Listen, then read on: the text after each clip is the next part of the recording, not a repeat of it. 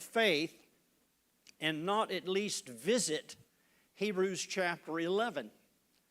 And for probably over 2 centuries, it's been referred to by theologians and scholars, the Hall of Faith.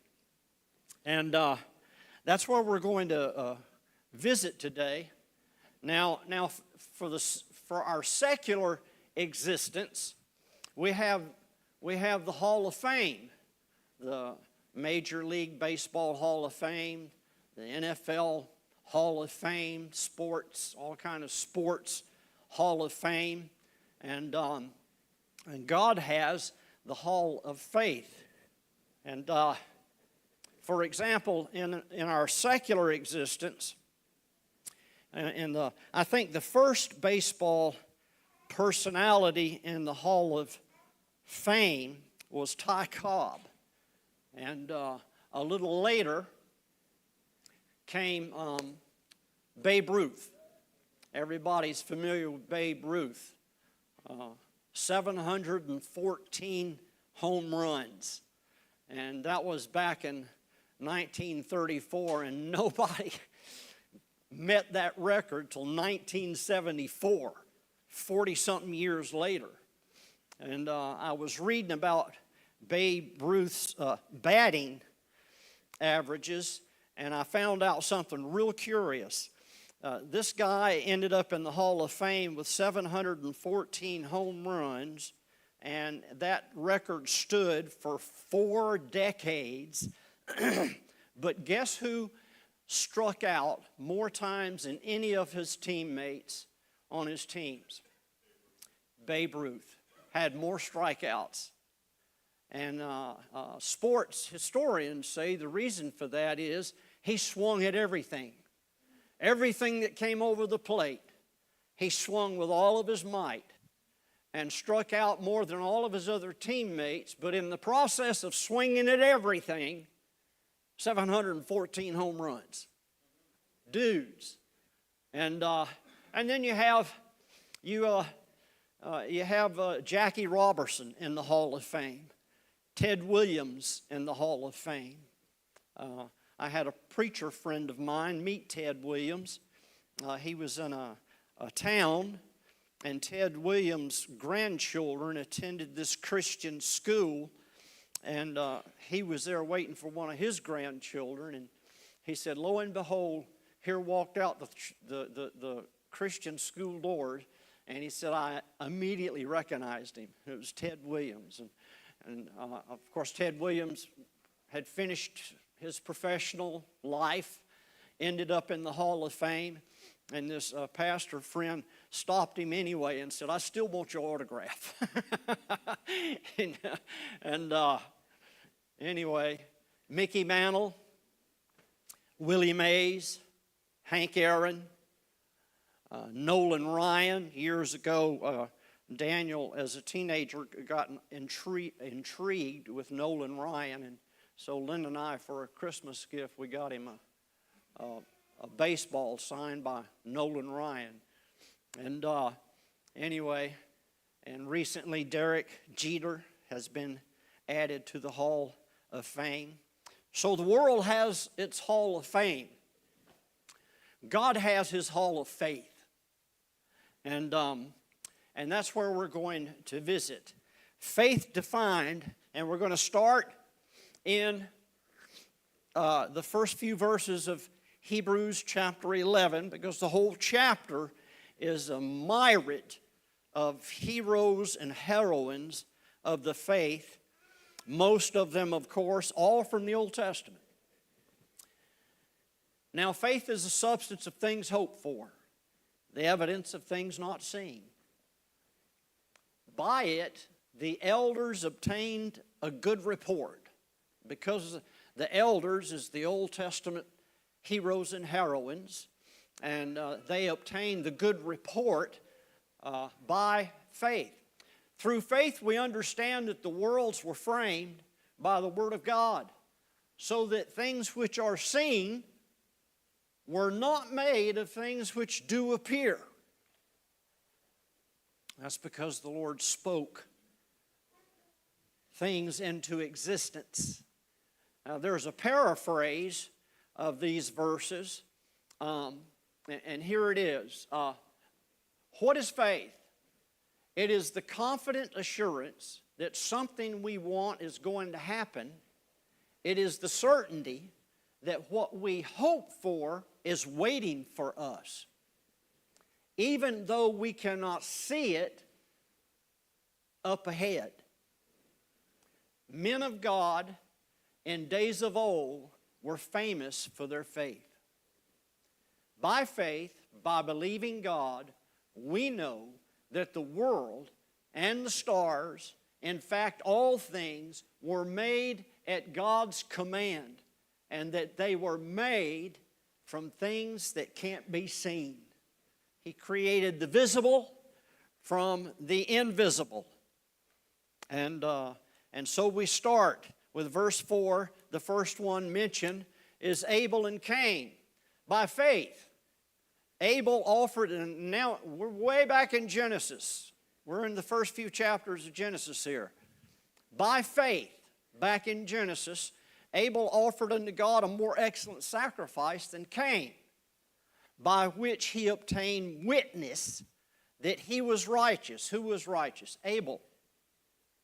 God testifying of his gifts, and by it, being dead, yet speaketh.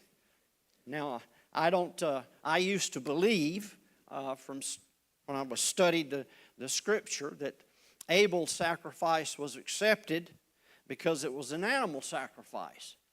And Cain's sacrifice was rejected because it was a vegetable grain offering. But come to find out, after you get further into the book of Genesis, the situation was the heart condition of the offerer. It was the heart condition of Cain and the heart condition of Abel. And the Bible explains Cain's heart was not right with the Lord, and his sacrifice was blemished because of his heart condition, whereas Abel's offering was not blemished because of his heart condition and his faith. Then we have Enoch in verse 5.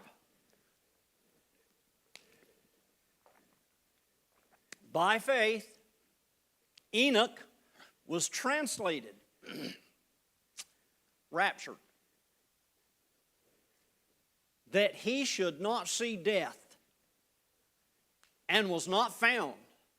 Gone, man. Because God had translated him.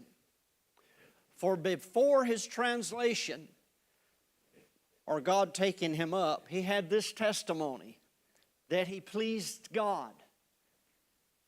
Enoch is an extremely interesting character, and I have read over the years many excerpts from the book of Enoch. I mentioned that in our Bible study group a few months ago, and lo and behold, in the mail one day, I got a package, opened it up, and it was from Mike Garlock. It was the book of Enoch. You can still get the book of Enoch. And in the Old Testament times, the book of Enoch was, how can I say, it was the commentary on the Old Testament. And rabbinical theologians, priests of the Old Testament, after the priesthood was established, would never read their Bible without having the book of Enoch next to them. It was their commentary on Scripture.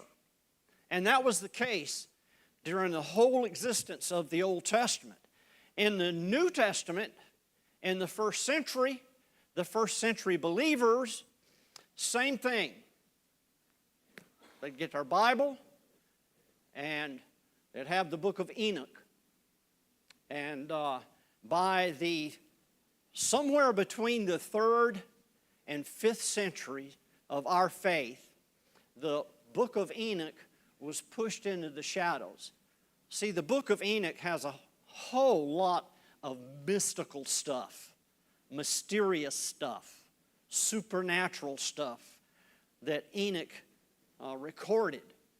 And as like a Old Testament historian, some historians wonder how or why the book of Enoch didn't find its way into what we call today our Bible, but it didn't. And but it is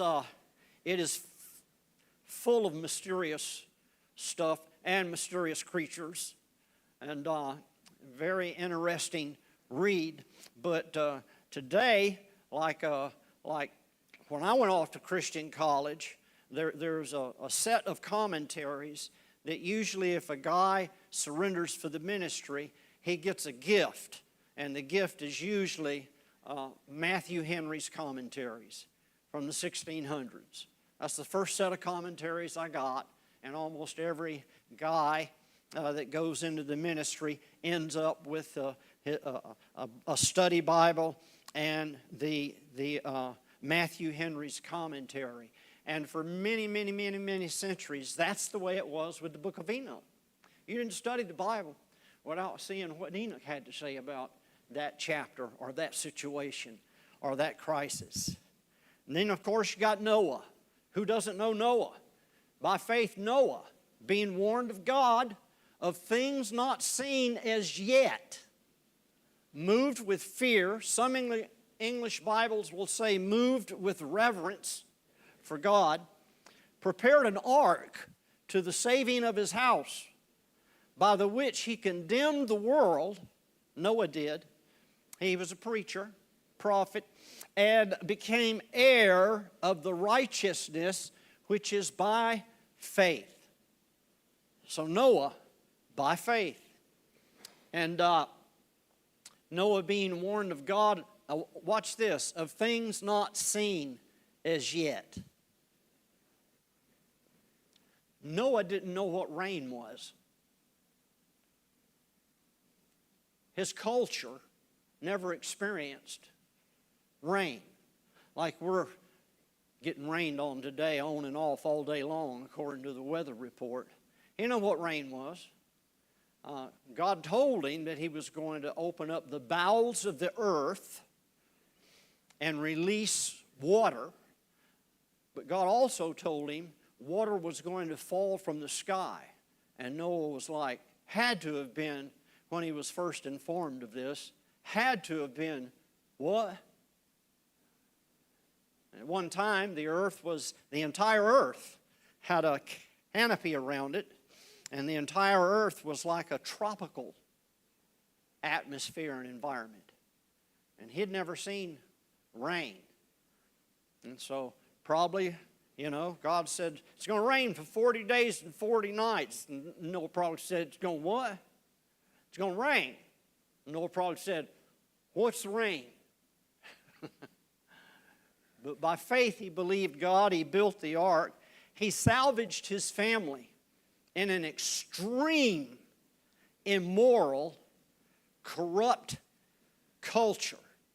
And if you study the vocabulary carefully, you find out that he saved his 8 in his family on the ark, but he not only saved them physically, he saved them biologically. It got so corrupt, what was taking place on earth was hybrid humans. Hybrid humans. And Noah salvaged them genetically and physically in that ark. And he managed to salvage them and keep them genetically clean by faith. And then you have Abraham. Oh my goodness, Abraham. A lot is said about Abraham in Hebrews chapter 11, and a lot is said about Moses in Hebrews chapter 11. By faith, Abraham, when he was called to go out into a place which he should after receive for inheritance, obeyed. And he went out, not knowing where he was going to go. God didn't say, okay, Abraham, this is point A. And Abraham came from Ur, very pagan-driven region at that time. And God didn't say, okay, you're at Ur, and that's point A, and what I want you to do is go to point B. No, God didn't tell Abraham that. He said, I want you to leave. Well, where am I going? Just leave.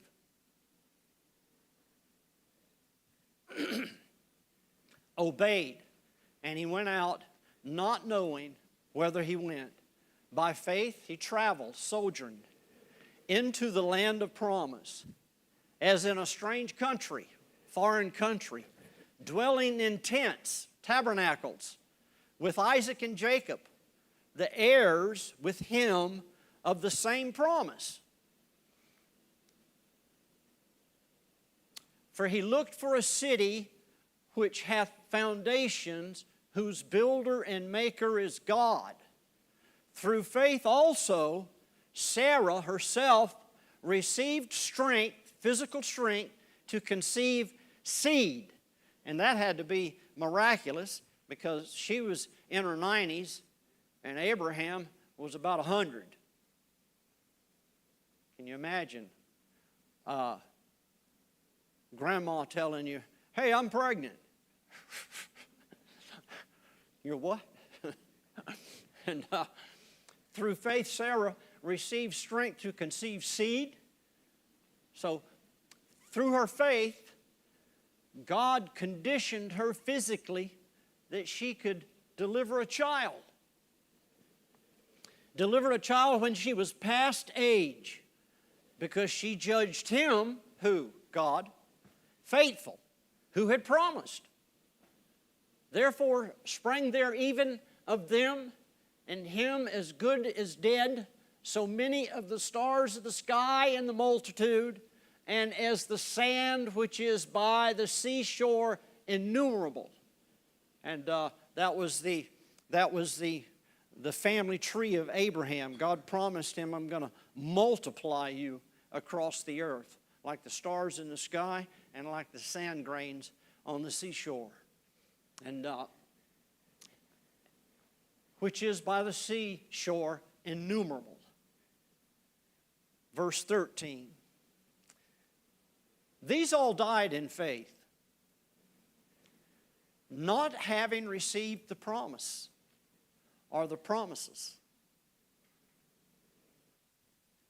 but having seen them afar off by faith, and were persuaded of them, and embraced them, and confessed that they were strangers and pilgrims on the earth, all of them. I'm just passing through, going home where I've never been before, by faith. For they that say such things declare plainly that they seek a country. And truly, if they had been mindful of that country from whence they came out, they might have had opportunity to have returned. By faith, they set the promises. This is the promise of heaven. The promises is the promise of the prophesied Hebrew Messiah. And they, by faith, believed in those promises, didn't see them, but saw them afar off, and decided to count themselves as pilgrims in a foreign country. We're just passing through. And they were able to do that by their faith.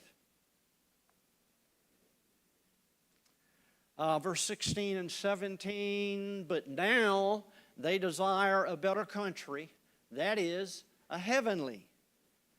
Wherefore God is not ashamed to be called their God, for he hath prepared for them a city. Woo! By faith Abraham, when he was tried and tested, offered up Isaac. Y'all remember the Old Testament story of Abraham and his son Isaac. God told him to take him to a certain mountain, build a certain altar, and sacrifice his son. And that, of course, went against the grain of Abraham, because he came out of a corrupt society that sacrificed children to pagan gods. Kind of like we do in America, in abortion clinics. And so that was foreign. And when he was tested, tried, offered up Isaac, and he that had received the promises offered up his only begotten son, Isaac, of whom it was said that in Isaac shall thy seed be called. There's a people going to come from Isaac, a multitude. Accounting that God, listen to this, was able to raise him up, even from the dead, from whence also he received him in a figuratively. He was a type. And what's fascinating about the story in Genesis, if you go back and read it in detail, Abraham, by faith, was going to sacrifice his son and had no question and no doubt he was going to sacrifice his son and God was going to resurrect his son. He believed it. Top of his head to the bottom of his feet. I'll sacrifice my son and then my God's going to resurrect my son. Wow. Accounting that God was able to raise him up even from the dead. And then we move deeper into the hall of faith. Isaac, Hebrews 11:20. By faith, Isaac blessed Jacob and Esau concerning things to come. Their faith is what drove them. And what's the next one? There you go, Jacob. By faith, Jacob, when he was dying, blessed both the sons of Joseph and worshiped, leaning upon the top of his staff.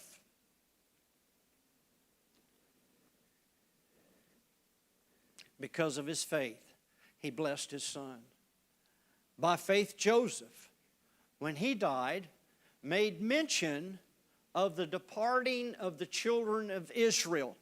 The children of Israel got into Egypt via Joseph. There was a famine in the land, and so his brothers and family traveled to Egypt because Egypt had food.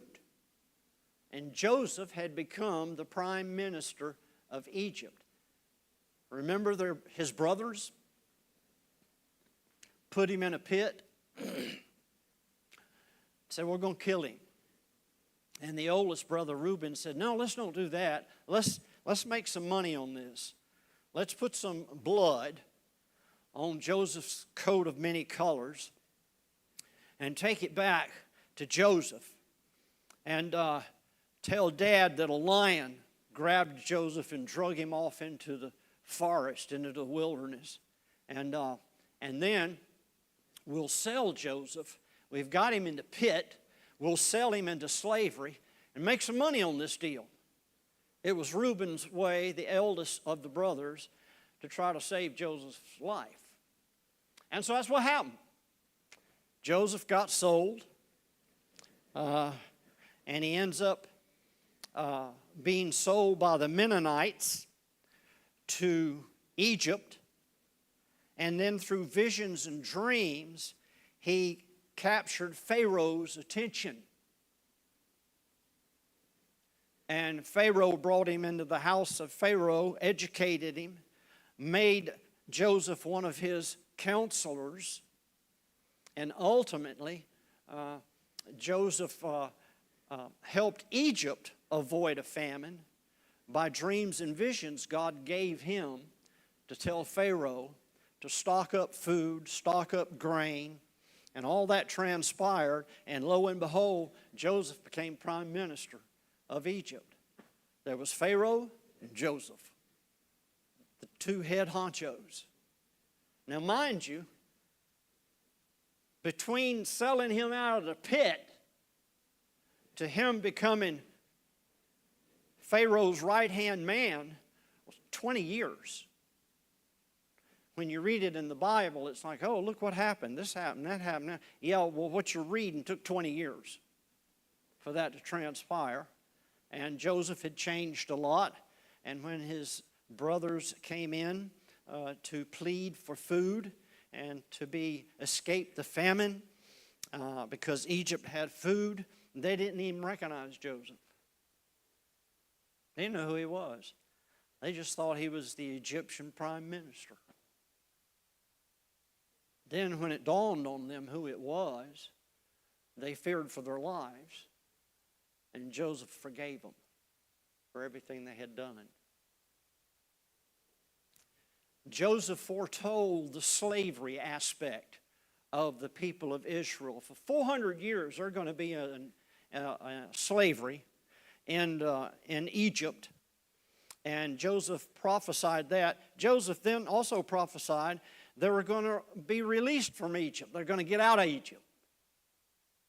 And he said, when you do, I want you to take my bones and take my bones and my remains back to the land of milk and honey with you.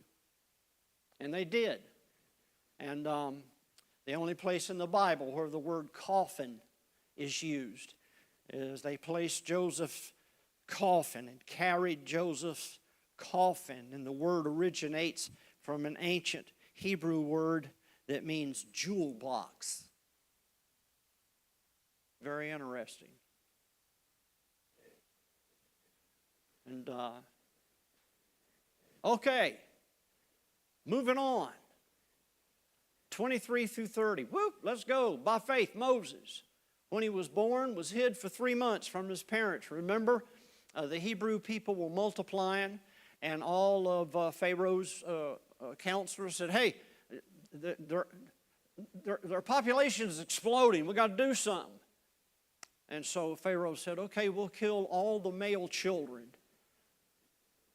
that are born to the Hebrew women. But Moses' mama hid him for 3 months by his parents because they saw that he was a proper child. Some English Bibles will say an extremely handsome child. And they were not afraid of the king's commandment. By faith, Moses, when he was come to years, so you know the basic story. His mama put him in the basket. Basket floats down the Nile. Pharaoh's daughter finds the basket and is like, oh, what a beautiful child.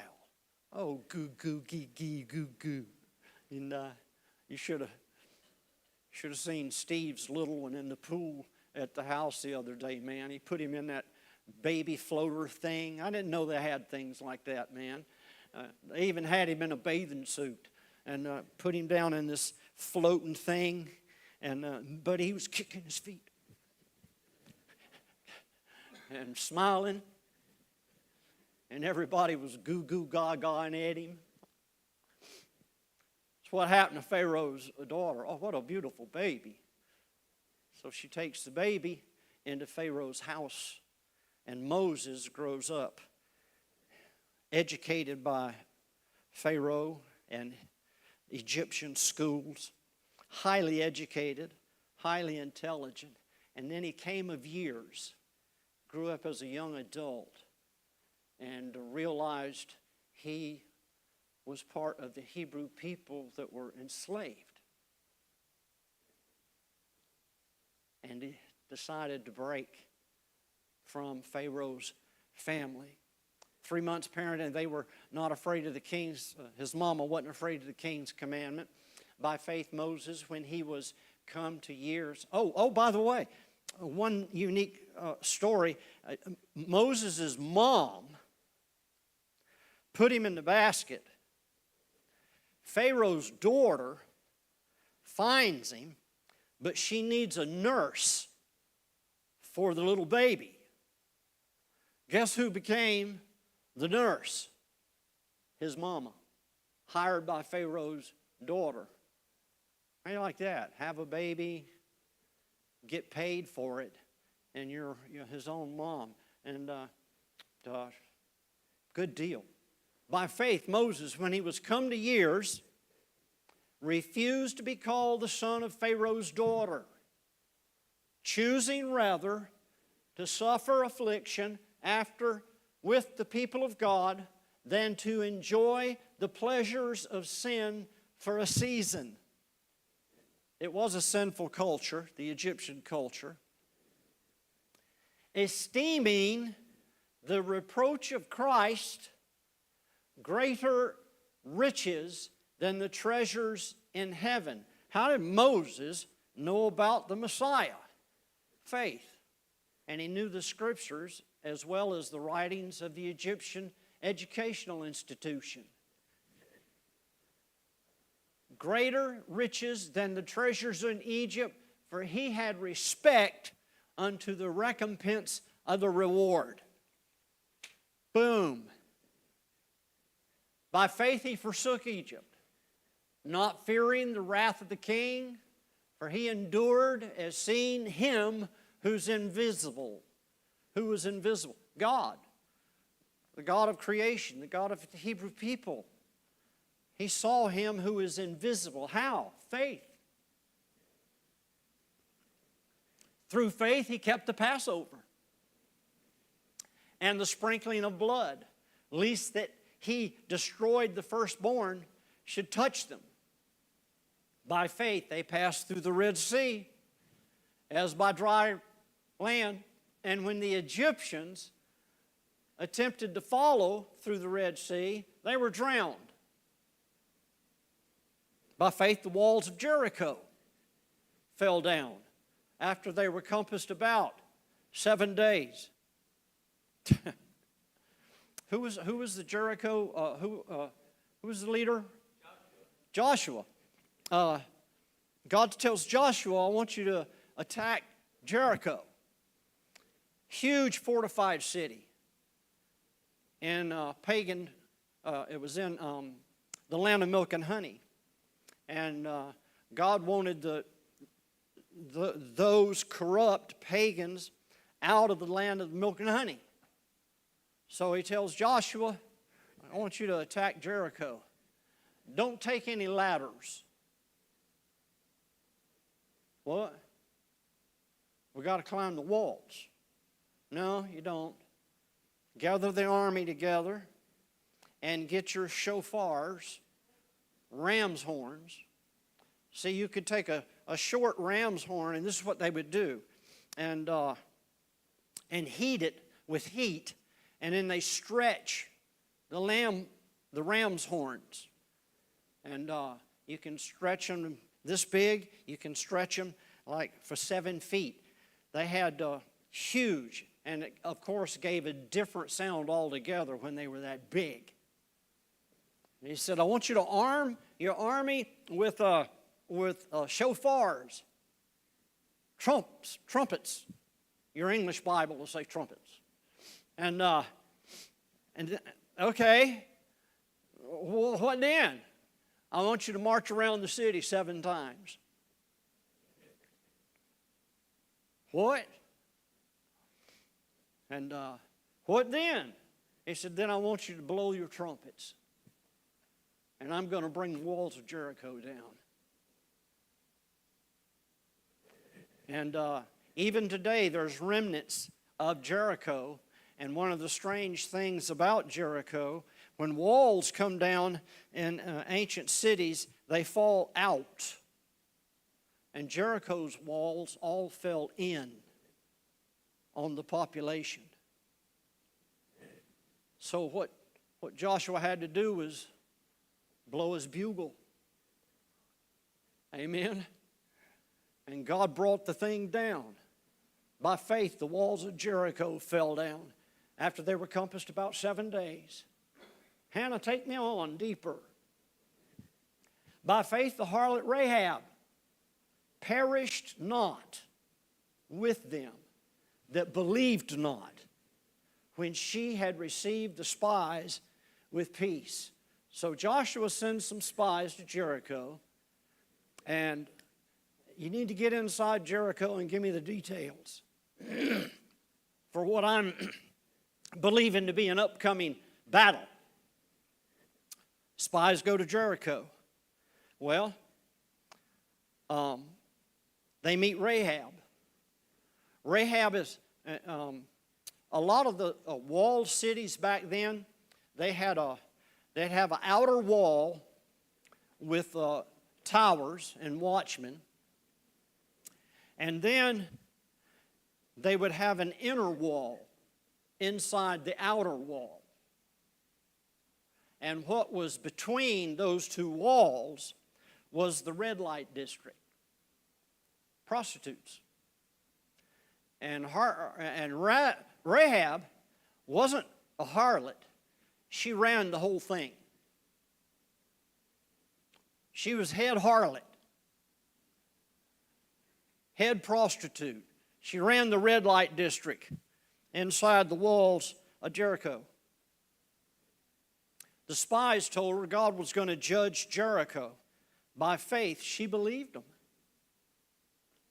Hid them, let them do their spy work, and then helped sneak them out of the city. And she said, promise me this, promise me that I'll be saved and my family. And the spies said, we'll tell Joshua. Just spare me and my family when destruction comes from the Hebrew God. The spies said, okay. And she was saved. And her family was saved. As a matter of fact, in Matthew chapter 1, and it would take a lot of explaining to get here, you'll find Rahab listed in the genealogy of Jesus' family. And she was a Gentile. How does she get in the family tree of Jesus? Don't have time to explain. But she's in the genealogy of Jesus' family. By faith, the harlot Rahab perished not. Any more, Hannah?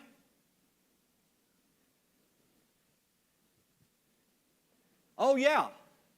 And the writer of Hebrews says, what shall I more say? For the time would fail me to tell of Gideon and Barak and Samson and Jephthah and David and Samuel and all the other prophets and prophetesses. I don't have time to write about all of them that saw the promises. The promise of heaven, the promise of a country, the promise of the Hebrew Messiah. Verse 6 of Hebrews chapter 11. But without faith, it's impossible to please Him. Please who? God.